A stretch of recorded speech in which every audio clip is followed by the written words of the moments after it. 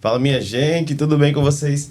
Estamos começando mais um episódio do podcast Unifip, o nosso espaço de comunicação, interação e informação. E hoje a gente fala sobre a campanha Maio Laranja, que combate o abuso e a exploração sexual de crianças e adolescentes. É uma campanha que movimenta todo o país sobre essa causa. E nós temos aqui na nossa bancada hoje para falar sobre esse assunto o Heraldo Maciel, que é da Polícia Rodoviária Federal. Tudo bem, Heraldo? Tudo bem, meu irmão. Carolina, meu colega Daniel, tudo tranquilo. A gente recebe aqui também o Daniel Medeiros, que é da PRF, e eu soube também que é egresso do curso de medicina aqui do Unifip. Isso, Mivan, é um prazer estar aqui, retornar a esta casa como egresso e representando a instituição Polícia Rodoviária Federal, para a gente bater esse papo gostoso e discutir acerca do Maio Amarelo. Vamos lá. Temos também aqui comigo a egressa também do curso de Direito, a advogada Carolina Moreira. Tudo bem? Tudo bem, Mivan, tudo bem com vocês? É um prazer estar aqui, voltar a essa casa e poder tratar de um assunto tão relevante. Eu atuo no CRAS da cidade de Passagem, então a gente vive essas demandas todos os dias e é muito importante ser trazido isso, principalmente para a área acadêmica, universitária. Vamos lá. Só para começar a ambientar, como é que vocês veem essa campanha? Trazer para uma roda de debate em vários ambientes a questão da campanha do Maio Amarelo. Nivan, segundo a Organização Internacional do Trabalho, a exploração sexual de criança e adolescente é considerado o pior trabalho do mundo. Certo? Isso é uma violência absurda. E isso é um assunto que tem que ser amplamente debatido na sociedade civil, de um modo geral, órgãos públicos, empresas privadas também. Então, devido a essa complexidade, não só, claro, o Maio Laranja, que é referente a esse mês, mas que também se estenda durante todo o ano esse debate sobre esse assunto tão sério que é a exploração e o abuso de crianças e adolescentes. Por favor, Carolina. Eu acho muito interessante o que Heraldo falou, porque assim, é uma quebra de tabu. A sexualidade sempre foi uma coisa assim, que pelo menos a minha criação ainda foi assim, muito cheia de segredos, percalços, cuidados. E isso, hoje em dia, é uma das coisas que mais, vamos dizer assim, evita que a gente fique sabendo de situações de abuso, porque as crianças não têm o conhecimento suficiente, muitas vezes, para entender que estão passando por uma situação de abuso, por conta desse tabu que foi tradicionalmente criado pelas famílias. E fica cada vez mais complicado para a gente que trabalha nessa área ter acesso a essas informações, poder intervir, poder resolver, né? Existem também essa questão de trazer isso para as escolas, para a educação, mas é extremamente importante que isso seja debatido de maneira aberta, de maneira clara, para que todos possam entender, compreender e, a partir daí, prevenir ou até mesmo denunciar, como é o caso, esse tipo de situação. Daniel, me diz como é que a PRF atua nesses casos. A PRF ela atua tanto de forma preventiva quanto de forma repreensiva. Preventivamente, nossos policiais, ao abordar um veículo e perceber que existe uma criança ou um adolescente no interior deles, geralmente você já procura identificar se realmente ele está viajando com os pais ou com um familiar próximo, porque existe ainda muito tráfico de crianças e adolescentes. E o principal meio de locomoção ainda no nosso país são nossas rodovias, principalmente nossas rodovias federais, que o Brasil hoje tem uma malha viária só de rodovias federais em torno de 70 mil quilômetros. Então, geralmente, os ilícitos dessa natureza passam por nossas rodovias. Então, de forma repreensiva, a Polícia Rodoviária Federal faz esse trabalho como também nós temos um projeto Mapear. Não sei se os ouvintes já ouviram falar, mas o projeto Mapear ele foi criado em 2003 e ele tem como objetivo identificar os pontos de vulnerabilidade para exploração de crianças e adolescentes localizados nas rodovias e às margens de rodovias. Então, a cada 2 anos, a Polícia Rodoviária Federal faz um levantamento de todos esses pontos para conseguir melhor direcionar as ações, como também servir de subsídios aos demais órgãos que fazem também esse trabalho. Ministério Público do Trabalho, Polícia Federal, CRAS, Conselho Tutelar, dentre outros. Eu ia exatamente saber sobre isso. Como é que vocês atuam em parceria com esses outros órgãos? Como é que acontece esse alinhamento? Como acontece o alinhamento? Em primeiro lugar, esse projeto Mapear, ele serve para fazer um levantamento fidedigno de dados e de pontos vulneráveis. A partir desse levantamento, esses dados começam a ser trabalhados e muitas vezes são desencadeadas operações conjuntas com os demais órgãos a partir desses dados levantados. Como também outros órgãos, às vezes a Polícia Federal aprofunda suas investigações, o Ministério Público do Trabalho, e ao final se dá o start a determinadas operações com o objetivo de coibir. Ô Carolina, você acha que o que nós temos hoje de legislação aqui no Brasil atende a questão da proteção dos direitos da criança e do adolescente?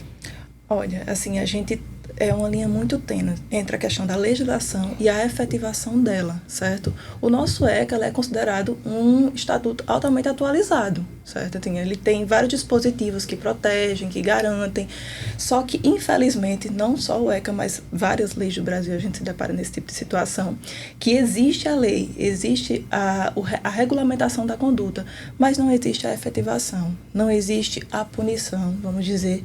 E muitas vezes, achei muito interessante como o Daniel falou em relação a esse trabalho da Polícia Rodoviária Federal, só que é o que acontece, eu trabalho numa cidade interior, certo? Então, muitas vezes é uma cidade esquecida pelas autoridades, vamos dizer assim. E nessas cidades em si, é cada vez mais difícil identificar esses casos. Eles falam de exploração, mas a gente praticamente, assim, todos os meses a gente acaba lidando com situações de violência mesmo, direcionada à criança, né? Como eu falei anteriormente, quando é a violência, é até mais difícil de se identificar, porque a exploração acaba sendo algo mais exposto, né? Mas a violência em si, ela é mais complicada. E aí, quando se fala de legislação, temos a legislação, só precisamos efetivar ela para que realmente ela seja aplicada na prática. Heraldo, especificamente nesse mês de maio, tem alguma operação especial que vocês realizam de conscientização, de fiscalização? Muito boa a pergunta, Mivan. Vou explicar não só a você, mas a todos aqui que estão vendo esse podcast aqui. O trabalho da Polícia Rodoviária Federal ele é contínuo. Desde a criação da Polícia Rodoviária Federal, né, na sua essência, em 1928, qual era o objetivo da Polícia Rodoviária Federal? Que era a polícia das estradas, né? O governo, né, o Washington Luiz na época, com o lema governar, né? É abrir estradas, né? Para vir progresso. E havia a necessidade de criar, né, uma instituição pública que cuidasse das pessoas que estivessem transitando, certo? Inicialmente. Essa foi a origem da Polícia Rodoviária Federal. Tanto na Constituição Federal, como no Código de Trânsito Brasileiro, como no nosso decreto de 1655 de 95, existe os artigos que diz que uma das atribuições da Polícia Rodoviária Federal é preservar a incolumidade das pessoas, que é a integridade física. Então, qualquer que seja a operação da PRF, ela já parte do trabalho do dia a dia do policial rodoviário federal. Então, quando a viatura você observa uma viatura ali, que está fazendo ronda ali, muita gente pensa, acho que é só ver se flagra uma multa, também, né, um flagrante, tudo, mas o policial ele está vendo toda a extensão ali do que está acontecendo na rodovia. Onde é que eu quero chegar? O projeto Mapear surgiu justamente disso aí. No policiamento do dia a dia, os policiais observando que em locais, principalmente postos de gasolina, a presença de menores, né? Infelizmente, né, quase 100% por carência, né, por dinheiro, fazendo o uso do corpo ali, né, se prostituindo.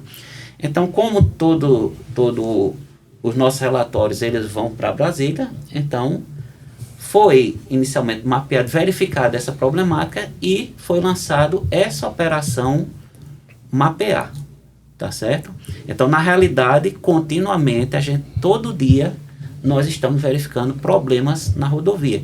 Inclusive, como o Daniel falou, quando a gente aborda um veículo, um ônibus, vê se tem criança, se tem adolescente, verifica a documentação. Até porque, Carolina, esse problema vai muito além do que as pessoas imaginam. O tráfico de seres humanos é o terceiro maior do mundo. Vocês sabiam disso? Vem o tráfico de drogas, o tráfico de produtos falsificados e o terceiro, o tráfico de seres humanos também, tá entendendo?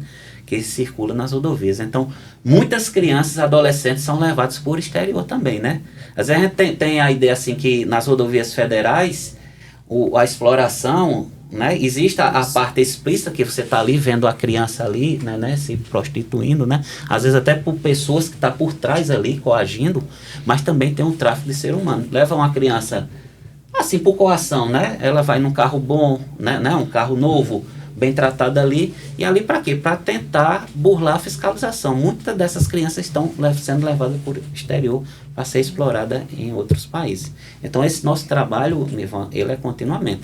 O Maio Laranja, ele serve, é bom uma campanha que vai alertar e mostrar os trabalhos das instituições, né? E a população, mostrar à população a grande problemática que é a exploração sexual de crianças e adolescentes. Vai muito além do nosso território, tá entendendo? Infelizmente, muitas pessoas, né, ganham milhões e bilhões de dólares aí. Aliás, perdão, até bilhões de dólares com esse tráfico, que é o terceiro maior do mundo, esse tráfico internacional de seres humanos. Através do Mapear, é possível vocês nos ambientarem mais ou menos quais são esses pontos de vulnerabilidade que vocês falaram aqui, pelo menos na nossa região aqui no Sertão? Sim, os pontos de vulnerabilidade, quais são? Geralmente, aqueles pontos que geram aglomerações, principalmente envolvendo menores, crianças, adolescentes, venda de bebida alcoólica. Então, às vezes são bares, postos de combustíveis, um restaurantezinho que às vezes está ali como restaurante, porém você observa que vai muito além de um restaurante, muitas vezes desemboca em locais de até mesmo comercialização de drogas. E então esses pontos são considerados vulneráveis. E todos esses pontos são mapeados que nós falamos georreferenciados, que a nível nacional a gente tem como disponibilizar e conseguir localizar todos os pontos ali mapeados. Caroline, você que trabalha mais próximo assim mais próximo das famílias, quais são os sinais que pais, vizinhos, não sei, no ambiente escolar, os professores, eles podem observar nas crianças que estão ali sofrendo algum tipo de violência? Olha, foi interessante você falar sobre escola, porque eu estava, inclusive, falando para Daniel. Eu passei 12 anos como servidora pública estadual, trabalhando numa escola de ensino médio.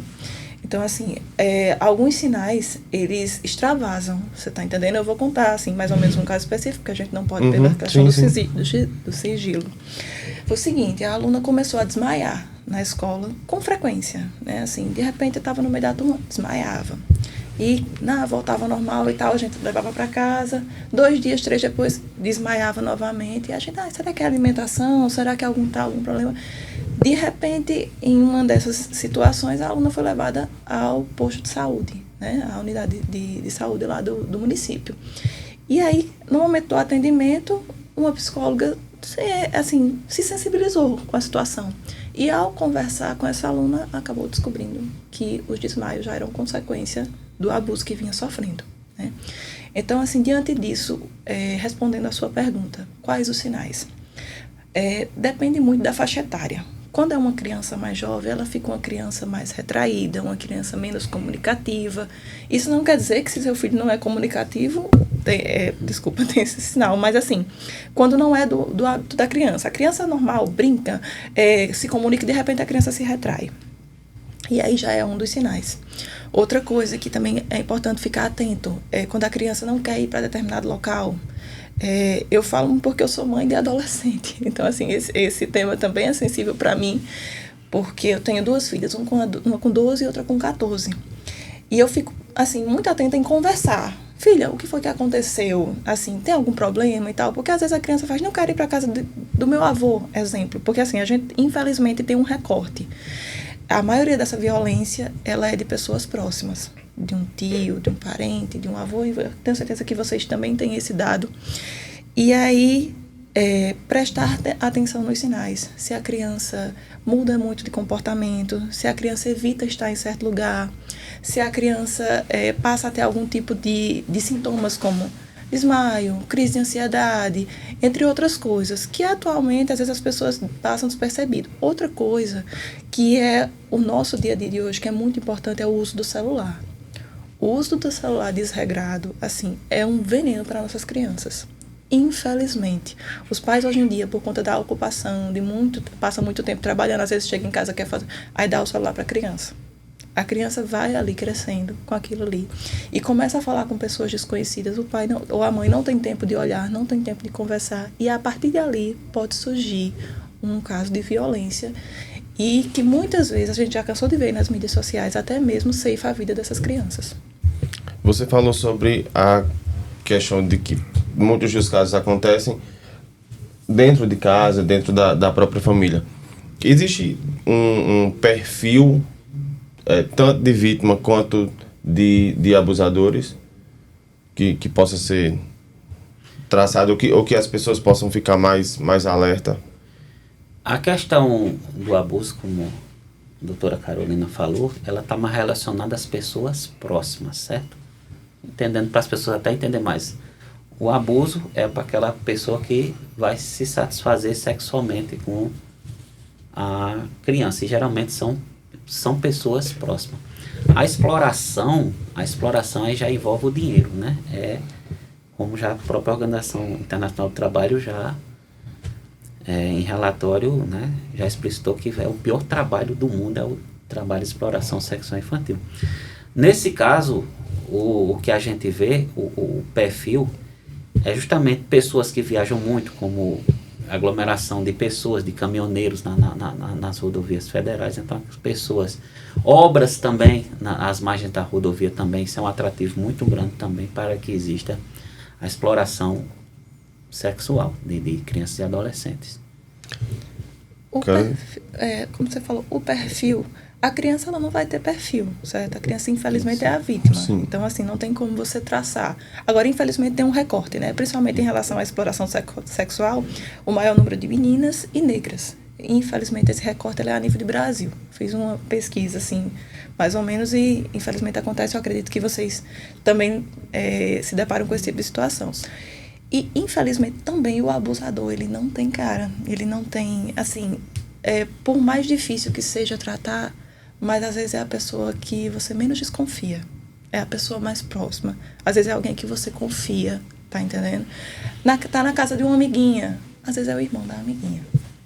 Vai pra casa dos avós, às vezes, tá entendendo? Infelizmente, o ser humano, ele não tem... Quando a gente trata nessa situação, não existe um perfil, porque não tem como você saber o que passa na cabeça dessas pessoas. O que a gente pode fazer para prevenir é instruir nossas crianças, principalmente em relação ao segredo. Porque muita criança não, porque é segredo, eu não posso... Criança não tem segredo. Criança não tem segredo para pai e mãe. A realidade é essa e tem que ser tratado. E criança também não namora. Estimular a sexualidade da criança muito cedo é muito preocupante. E a gente sabe que criança, principalmente em relação à lei, é até 12 anos de idade. Eu me deparei lá com situações assim extremas de crianças que já estavam envolvidas no mundo das drogas, estavam sendo vítimas de estupro de vulnerável, mas não queriam se afastar do abusador. porque para elas era melhor estar com o abusador do que até mesmo com a família. Então, assim, trazer isso é muito chocante, é muito preocupante, porque a gente vê que, mesmo que o Conselho Tutelar intervenha, que busque uma família acolhedora, que tente levar, mas a própria vítima não quer se afastar daquela situação, por tão difícil que é o convívio dela dentro da família, tá entendendo? Caroline trouxe aqui, Daniel. Complementando o que o colega Heraldo, que a doutora Caroline expôs aqui também, mesmo não possuindo um perfil, mas a gente observa com relação às vítimas, né? O abusador ele não tem perfil, mas quanto às vítimas, se consegue traçar um grupo de maior incidência, que, como a doutora Caroline falou, mulheres, em sua maioria, negras, muitas vezes também pela condição econômica, assim como, por outro lado, ocorre também hoje o desvirtuamento de muitas famílias. Falta a estrutura familiar. E quando se percebe aquele filho, aquela criança, aquele adolescente que foi para um caminho diverso, muitas vezes por trás existe uma desestruturação familiar, uma falta de acompanhamento, uma falta de presença dos pais, porque hoje é muito comum os pais quererem transferir a responsabilidade para a escola, transferir a responsabilidade para um outro, porém, como sabemos, a principal educação é a familiar. E a educação deve ser em conjunto. Quem promove é uma união de esforços. É a família, é a escola, são grupos de amigos. Então, dessa forma, realmente consegue se construir. Então, realmente, quanto à vítima, tem essas características. A maior incidência são vítimas que se adequam a algumas dessas características.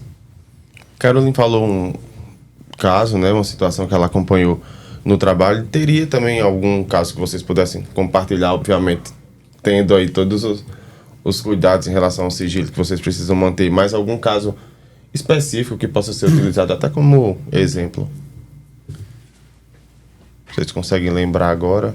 Sim, tem muitos casos. Especificamente aqui na Paraíba foi a época que começou esses levantamentos, né? A gente tinha pontos críticos, principalmente a gente viu um ponto muito crítico que foi na saída da Paraíba para o Ceará, na BR-117, onde tem um posto de combustível Arizona. Então ali a gente percebeu, levantou muitas crianças em situação de vulnerabilidade, assim, questão econômica, né? Você vê crianças ali, assim, infelizmente eu já presenciei fazendo levantamentos, se prostituindo só pelo um prato de comida, como a gente se diz, né? Um almoço, um jantar ali. Então isso é uma coisa muito triste. Aí a gente vem. Por que é que essa questão do combate à exploração sexual, né, contra a criança e adolescente tem que ser em conjunto? Porque não adianta só a gente prender ali e tirar essa criança e levar para um conselho tutelar, que na época não tinha muita estrutura, porque essa criança volta novamente, porque ela não tem o que fazer, quer dizer, ou ela faz isso ou ela morre de fome. Infelizmente, é essa, eu estou dizendo, a situação que é a questão da exploração sexual nas rodovias, né? Então, por isso que tem que ter um amparo do município, do estado, tá entendendo? Para que realmente ampare e acolha essa criança, né? Ela tire desse local aqui e ela tem todo um apoio, seja de alimento, educação, psicológico, porque isso é um trauma que com certeza vai levar para o resto da vida, né? A violência, não só a violência sexual, mas qualquer violência que você sofre, você carrega para o resto da vida. Isso tem que ser muito bem tratado. Questão das empresas privadas hoje, né? Que hoje, como eu estava falando, a Childhood, né? Que é uma organização não governamental mantida pela Rainha Silvia da Suécia, ela faz a parceria, da Suíça, ela faz essa parceria com as empresas privadas também, com um dos programas na mão certa, tá entendendo? Que é justamente conscientizar pessoas, trabalhadores nas empresas privadas, canteiros de obras, sobre essa questão da exploração sexual, né? Ou seja, prevenir. Uma das ações que a gente fez foi justamente a gente notificou todos os estabelecimentos comerciais aqui de toda a rodovia federal, alertando sobre os riscos, né, que o próprio proprietário tem em aceitar que haja exploração sexual no ambiente dele, seja posto de gasolina, comércio, né?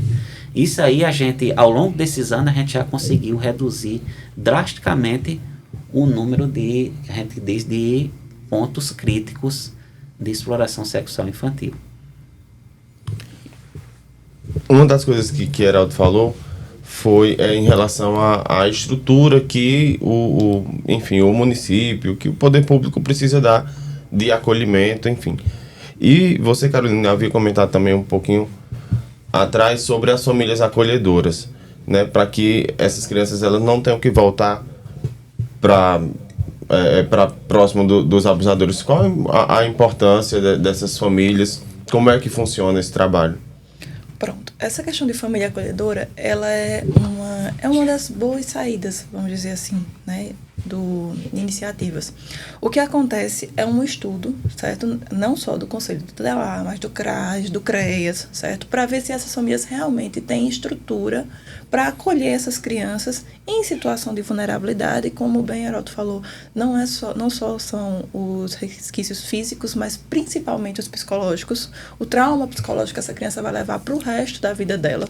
Muitas vezes, em alguns casos, as mulheres até optam por não ser mães depois de ter passado por esse tipo de situação, porque vivencia e carrega isso para o resto da vida. Mas a questão da família acolhedora, ela é uma questão importante também, porque assim, a família tem que ter estrutura para receber. Existe um subsídio do governo, certo? Para que isso aconteça, as prefeituras, enfim, existe um apoio financeiro em relação a isso.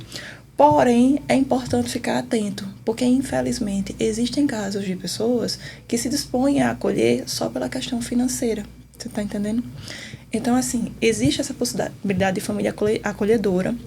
Existe a possibilidade também de procurar algum ente familiar mais próximo que possa fazer esse acolhimento dessa criança. E, em último caso, a criança vai para uma instituição, certo? Que ela, dependendo da situação, porque muitas crianças que passam por exploração também usam drogas, enfim, acaba, né, é uma reação em cadeia. Né? Então, essas crianças muitas vezes precisam passar por esse período de reabilitação para depois serem inseridas novamente no meio familiar, no meio da sociedade e restabelecer. Agora, é uma boa iniciativa, só precisa ser fiscalizada e, assim, as pessoas que tomam conta disso, nesse caso as instituições, precisam ficar atentas para que não tire a criança de uma situação de abuso e coloque em outra. Porque a violência não é só a violência sexual. Existe a violência patrimonial, a violência institucional, que é aquela que você expõe a criança. Mais uma vez, exemplo, no caso da exploração, a criança dá um depoimento sobre determinada situação. E aí, daqui a pouco, ele precisa dar para outra pessoa, precisa falar para outra pessoa.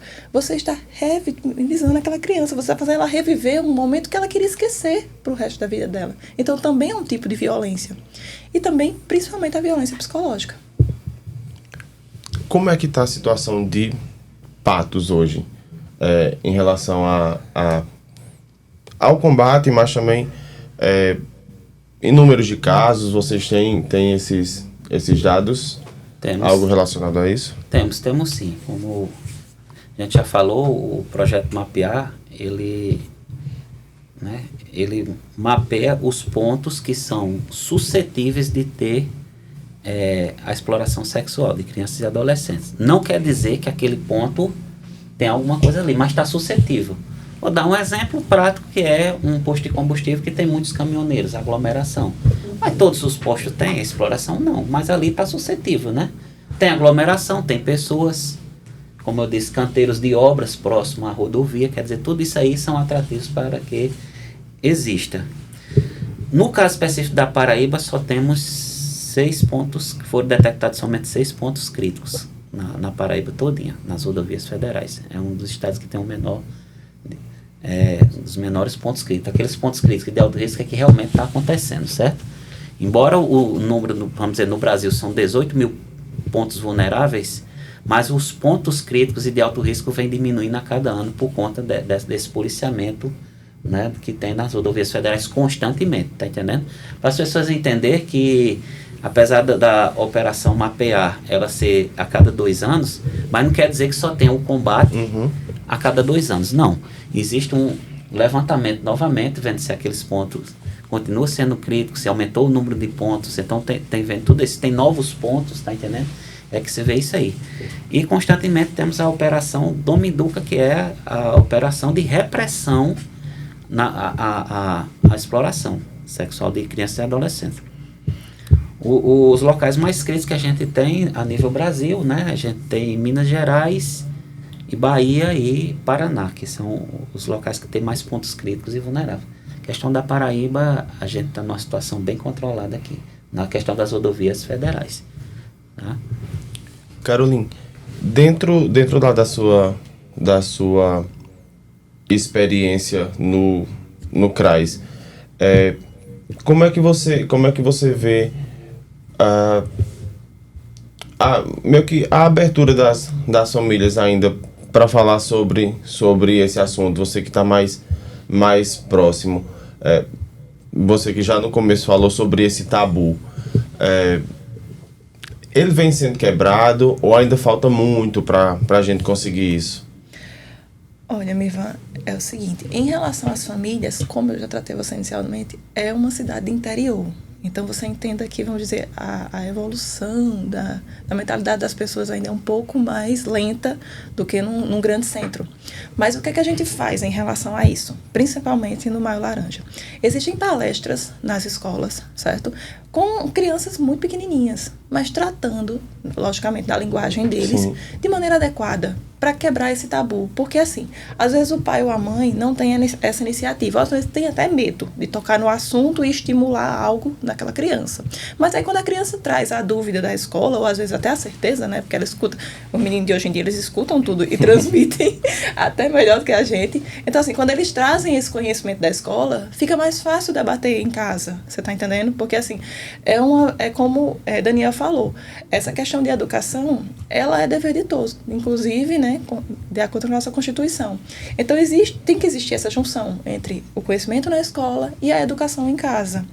Mas para que haja essa quebra de tabu, existem esses projetos que trazem essa linguagem, que explicam isso. Porque, como eu falei, o conhecimento, ele liberta. Então, assim, quanto mais você expor a criança ao conhecimento, a determinadas situações, a ter certas atitudes em determinados meios que convive, mais você protege ela, você liberta ela dos tabus e você protege ela dessas situações. Porque a partir do momento que ela sentir um sinal que tem algo errado, a primeira coisa que ela vai chegar é conversar com os pais, às vezes com a professora. Porque às vezes não tem abertura em casa, mas tem um relacionamento bom com o professor, com um colega, com a coordenadora. Porque também a gente não pode colocar a responsabilidade só no professor. Né? Mas tem toda uma equipe escolar, que é uma coisa que, assim, eu ainda acho que deixa a desejar. As escolas deveriam ter um acompanhamento de um psicólogo. Pelo menos um por escola ou um por setor. Porque ficaria mais simples do aluno dizer... As escolas particulares já têm, mas as públicas ainda deixam a desejar. Do aluno não estar se sentindo bem naquele momento e ter um profissional que pode ouvi-lo, entender e muitas vezes detectar esse tipo de situação. Daniel, em relação ao trabalho de vocês nas estradas, quando vocês encontram uma criança viajando que não tem uma documentação, que não está com uma pessoa ali que é próxima, qual é o procedimento? O procedimento é o seguinte: inicialmente, ao detectarmos qualquer fato dessa natureza, a gente primeiro tenta buscar um pouco a origem daquele fato. A partir da origem, caso seja identificado algum ilícito quanto a quem vem acompanhando a criança, serão tomadas todas as providências legais. Aquela pessoa ali, muitas vezes, ou já vai ser presa no local, ou então direcionada até a autoridade judiciária para os demais procedimentos cabíveis. A criança exige toda uma preocupação quanto à incolumidade física, a preservar os direitos da criança. Então, geralmente, já se faz contato com o Conselho Tutelar, com o Ministério Público. O Ministério Público é um órgão também parceiro e muito atuante, que muitas vezes ele fica acompanhando, porque não é só naquele momento. A criança ela precisa de um acolhimento, ela precisa de um acompanhamento posterior para conseguir, muitas vezes, superar, eu não digo nem esquecer, porque aquele trauma fica pro resto da vida. E quando a gente pega a questão da saúde mental, a maioria das pessoas hoje com algum transtorno de personalidade ou relacionado à saúde mental remonta a algum trauma de infância. Então, por isso, a sensibilidade é uma questão muito sensível quando a gente pega uma criança ou um adolescente. Um adulto nem tanto, porque ele já tem total discernimento do que ele está fazendo. Mas uma criança, a criança, ali ela está sendo modulada ainda. Ela é uma pessoa em formação. E por outro lado também a gente tem um outro projeto, não como mapear, mas com o objetivo também de trazer mais informações aos jovens, que é o projeto Educar.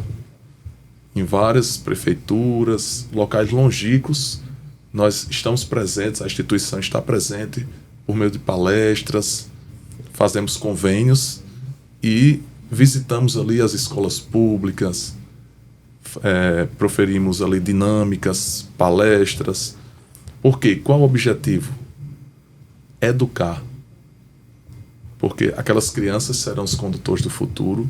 À medida que você educa, que você consegue levar mais informação, aquelas crianças despertam mais seus direitos.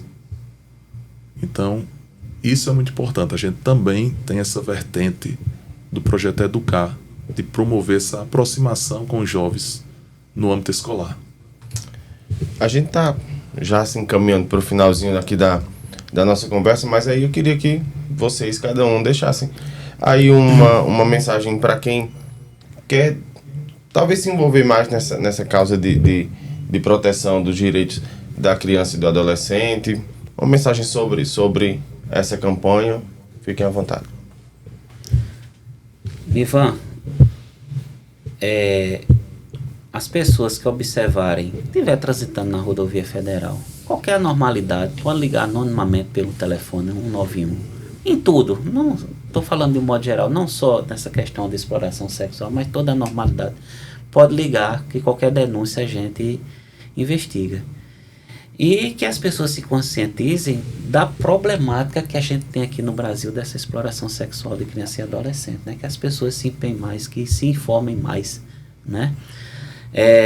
A PRF em parceria vem cada vez mais trabalhando em parceria. Sem parceria a gente não consegue desenvolver, né? Isso aí, apesar, o projeto começou em 2003, mas já devido a essas parcerias público-privada, né, o acesso à imprensa constantemente, né, dessas amplas divulgações, é que a gente vai conseguindo, pouco a pouco, diminuir essa problemática, né?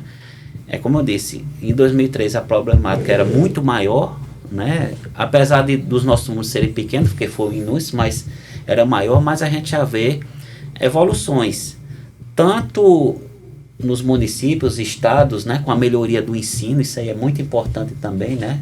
Um exemplo que eu vejo muito, né, cada vez mais as escolas públicas serem escolas integrais, né, quer dizer, e proibição de celular agora nas escolas. Então, a criança hoje está sendo mais criança do que há 20 anos atrás, 22 anos atrás, né, quando começou o projeto que eu participei. A gente vê a evolução. Tem muito que trabalhar, tem, né? Como eu disse, muitas empresas eles estão envolvidas, alguns estão envolvidos, e cada vez mais a sociedade ela tem que ir se empenhando mais e denunciando, né? Todo caso de abuso, denuncie, porque a gente precisa muito que a população ela se integre, tá entendendo? E participe dessa problemática. Daniel já falou na questão, né? Não adianta você só jogar o problema para o outro, né? É problema nosso também, porque temos nossos filhos, temos sobrinhos, temos amigos, temos conhecidos, e a gente precisa ter olhos atentos, né, para o que está acontecendo no nosso dia a dia com essas nossas crianças. pegando um ganchinho da fala de Heraldo, é também problema nosso, sabe? Eu acho que essa fala resume o que a gente vem trazer hoje para cá, que é problema de todos, é nossa responsabilidade. E, assim, eu queria pedir a dentro para fazer um alerta e um chamado. Além do 191, existe o Disque 100, que ele é o contato institucional realmente da violência e do abuso sexual. E essa denúncia ela pode ser feita de maneira anônima. Então é aquela coisa, não espera acontecer, não espera confirmar. Se existe alguma coisa, se você é um vizinho, se você é um professor, se você até mesmo é um colega próximo e sentiu esses sintomas que a gente já trouxe aqui, esses sinais do abuso, denuncie.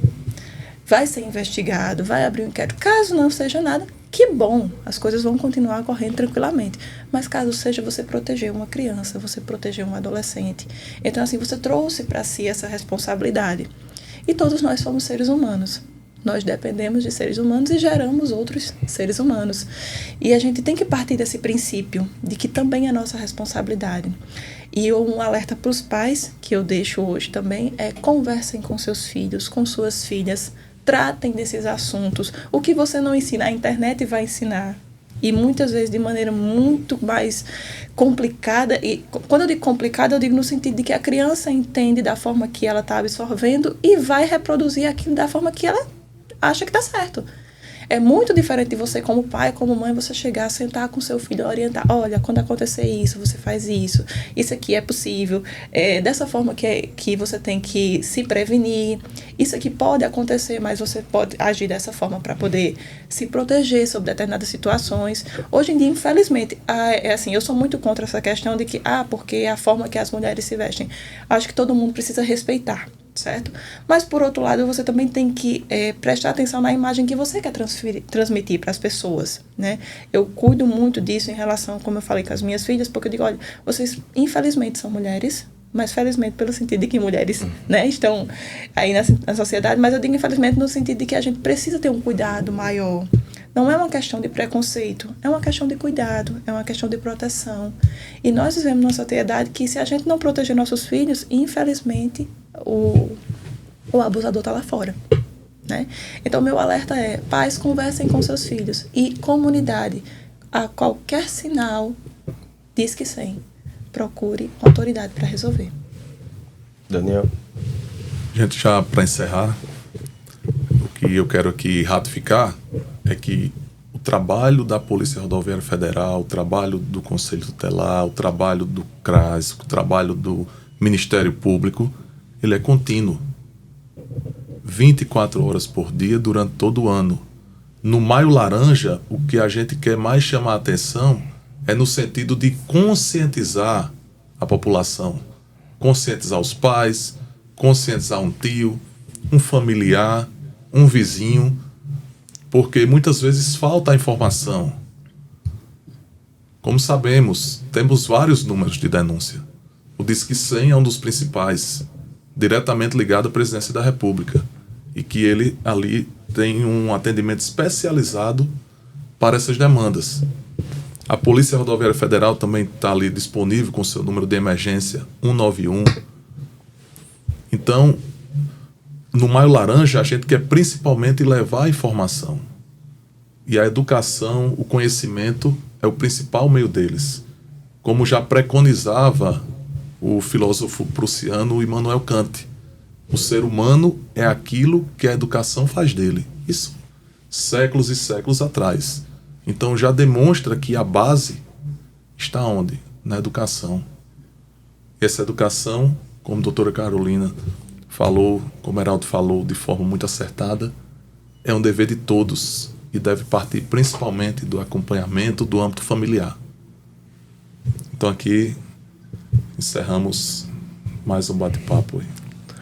E aí eu encerro já agradecendo a vocês, né, pela disponibilidade de estar aqui com a gente, Heraldo Maciel e Daniel Medeiros, da Polícia Rodoviária Federal, também Carolina Moreira, que é advogada, egressa do curso de Direito aqui do Unifip. Lembrando que a campanha é Maio Laranja, mas esse é um trabalho que é para ser feito, né, todos os dias, durante todo o ano, né, esse olhar fiscalizador que a gente precisa ter. E aí fica mais uma vez o Disque 100 para casos de denúncia. Eu acho que daria mais uns 3, 4 podcasts só sobre esse assunto. Mas eu já fico muito, muito feliz de a gente conseguir trazer e propagar essas informações para outras pessoas. Muito obrigado para vocês, obrigado para vocês também que nos acompanharam. Tem mais conteúdo aí no nosso canal e a gente volta na próxima semana. Valeu!